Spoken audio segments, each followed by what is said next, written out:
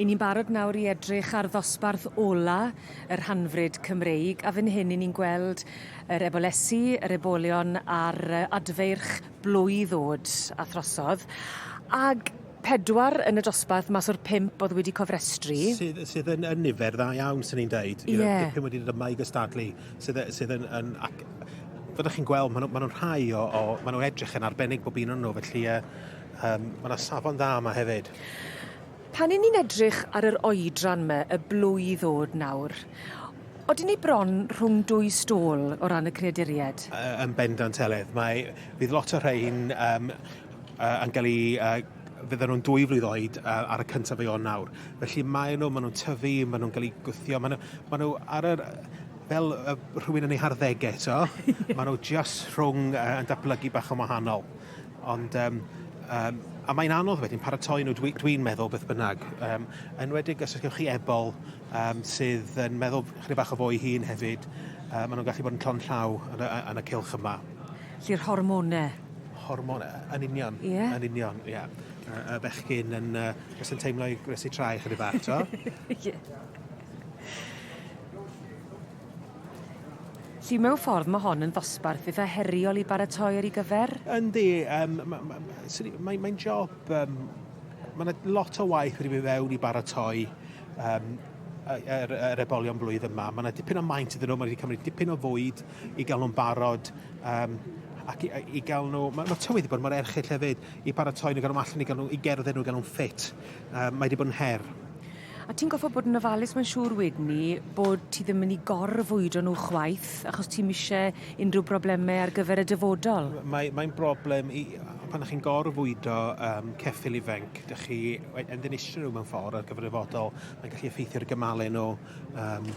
Ac unwaith mae hynna wedi cael ei wneud, wel, mae gen nhw rhyw ffalt wedyn ar gyfer y dyfodol. Ydych chi'n gweld bod yr hocs yn llenwi ac bod yna pob math o broblemau wedyn yn ddod efo hynna. Lle dyma ni? Eirig Einon. Yn ôl yn y cylch. Yn ôl, ac wedi blino erbyn hyn falle, gan I weld wan. Dwi dafod e ddim di blino chwaith ag yw. Hatterol Stumblehead. Y Stumblehead yw'r ceffyl yma wrth y march mon o Hawk Real Magic. Felly'n hanner frawd i'r swclyn enillodd yn gynharach Penstrymbli Macarena wrth yr un march. Ac o ti'n sôn am Eirig Einon bod yn feistr ar gefen ceffyl? Yndi, chwarae teg, wedi bod yn neidio am blynyddau ac yn dda iawn ar gefn ceffyl. Wedi bod yn torri ceffylau fewn ac yn cynhyrchu I Cath Hall cyn iddo symud i'r fenni. Erbyn hyn mae Rebecca Lam wedi cymryd yr awenau dros y fanna. Ac mae Eirig yn ei dda ar gefn ceffyl. Diolch yn gwneud gymaint wan, ond mae'r ferch Ella sydd dal yn ysgol uwchradd, ond yn hynod o frwd ac yn gystadlu wedi cymhwyso 23 eisiau ceffyl y flwyddyn eleni.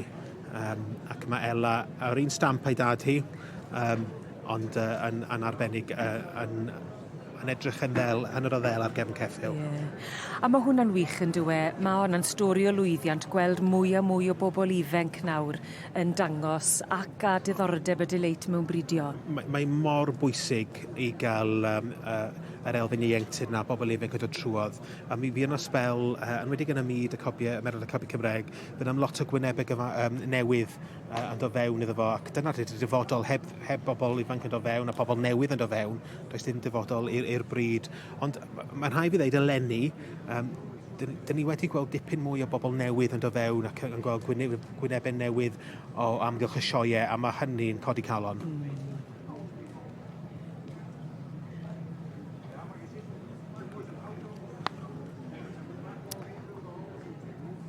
Dyma ni ceffyl ddi ar coesau gwynion.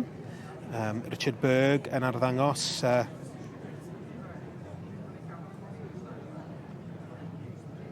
Infield Legacy? Na Medrith Mayday. Dan bechnogaeth Judy a Chris Norton wrth y march Opposition Bombshell. Ac Backingstone Targaryen Princess. Methu deud hynna o gwbl. A mae'n hawdd cymysgu rhwng bobl hefyd. Wel, chi'n gweld ambell un, dyn ni'n gweld Richard Berg yma'n hyn, ond mae yn y catalog yn arddangos, mae enw o lawr yn arddangos cwpl o geffylau, ac mae'n hawdd iawn cymysgu am bendant, ond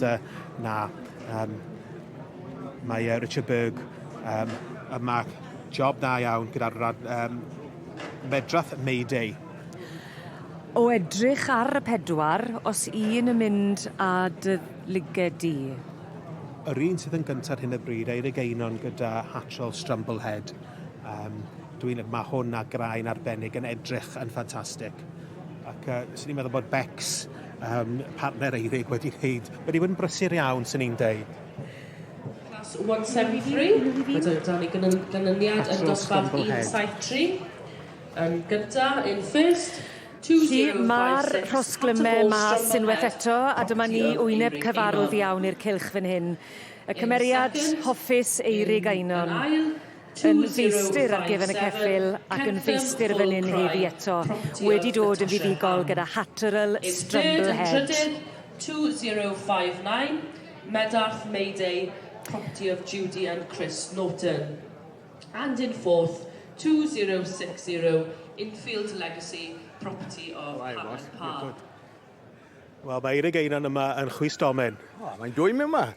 -6 mas i fas, yn 26 i fewn yma. Wel, ti wedi cael diwrnod reit da yn barod, Ydw. ond mae'r ceffyl yma ennill llynedd yn dod. Do, mae'n ennill llynedd. A nath Youngstock champion yn reserve Youngstock champion yn Welsh hefyd, so mae'n cario'r fflag i ni, fair play. A pwy sydd yn brysur yn paratoi, mae o'n edrych yn ffantastig. Na, dim byd i wneud â fi. Wyll fi roi'r merched le, y Mrs a'r Ella sy'n yn charge o'r bethau marod. Edrych yn wych. A maen nhw wedi gwneud good job. Dyn ni wedi cael nod, ni ddweud bod yna oxygen yn aros i ti allan fan hyn, re? Ie, good, mae eisiau fe. Da iawn. Good, diolch hefyd.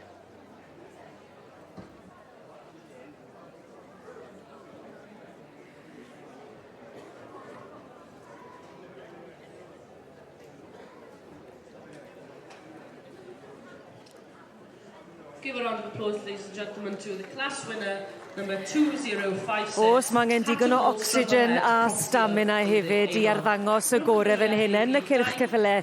Llon gyfarchadau gwresog i Eirig Einon fan hi, yn wen o glist i glist ac yn arwen y buddigol Hatrol Strumblehead. An aisle 2057, Kentham Full Cry.